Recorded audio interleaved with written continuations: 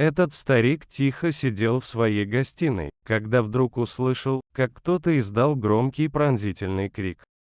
Тогда старик бросился к окну и увидел в соседнем доме маленькую девочку, которая сидела на корточках на земле и хваталась за живот. Он мог сказать, что ей было очень больно. Почему никто не вышел, чтобы помочь ей? Старик задумался. Когда он распахнет свою дверь и помчится в дом девушки, через несколько минут он обнаружит нечто ужасное. Для некоторых людей город, в котором они живут, является символом самореализации и счастья, а для других он может означать ужас или горе. Но для Игоря Чернобыль означал счастье. Это было место, где он нашел настоящую любовь, свою жену Маричку, и где он планировал провести с ней остаток своей жизни. Маричка тоже испытывала то же самое по отношению к городу. Ей нравилась безмятежная атмосфера, дружелюбный характер его жителей, культура и еда. Итак, пара строила планы, они родят всех своих детей и вырастят их здесь, а потом вместе состарятся и умрут здесь. К сожалению, один за другим жизнь и сам город отнимали у этой пары все, что им было дорого, оставляя их с разбитым сердцем и безнадежными. А все началось в 1986 году, во время Чернобыльской катастрофы. 25 апреля 1986 года на четвертом реакторе атомной электростанции имени И. Ленина было запланировано плановое техническое обслуживание. Рабочие планировали использовать время простоя, чтобы проверить, можно ли по-прежнему охлаждать реактор, если на станции отключат электроэнергию. Во время испытания рабочие нарушили правила техники безопасности, что привело к взрыву и пожару, которые привели к выбросу большого количества радиации в атмосферу. Этот инцидент унес жизни и оставил многих людей больными. Люди, подвергшиеся воздействию радиации, начали испытывать высокий уровень тревожности, и их здоровье начало ухудшаться.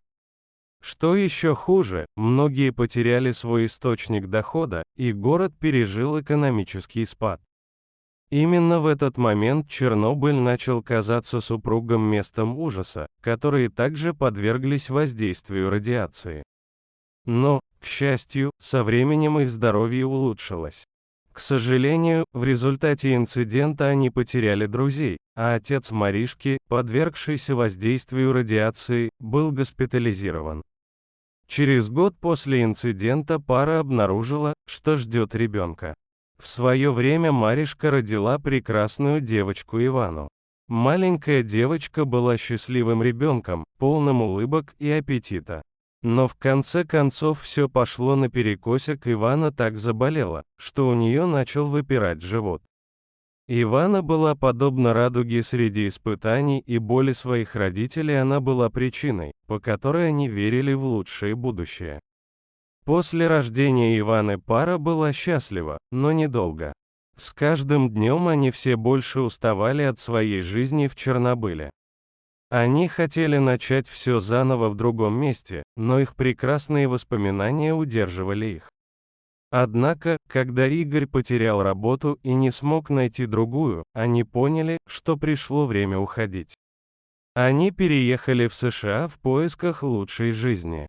Отец Маришки остался один, и вскоре после этого произошла трагедия. Жизнь в США оказалась не такой легкой, как они себе представляли. Рабочих мест было мало из-за отсутствия надлежащей документации. Игорь выполнял черную работу, чтобы сводить концы с концами. Но трагедия повторилась, когда Маришка серьезно заболела. Она не хотела, чтобы ее отец волновался, поэтому скрывала свои проблемы со здоровьем. Маришка боролась за свою жизнь, но в конце концов скончалась. Игорь был разбит вдребезги, но у него была маленькая Ивана, о которой нужно было заботиться. Шли годы, и любовь Игоря и Ивана друг к другу становилась все сильнее. Несмотря на трудности, они обрели счастье. Но случилась еще одна трагедия, когда Ивана заболела.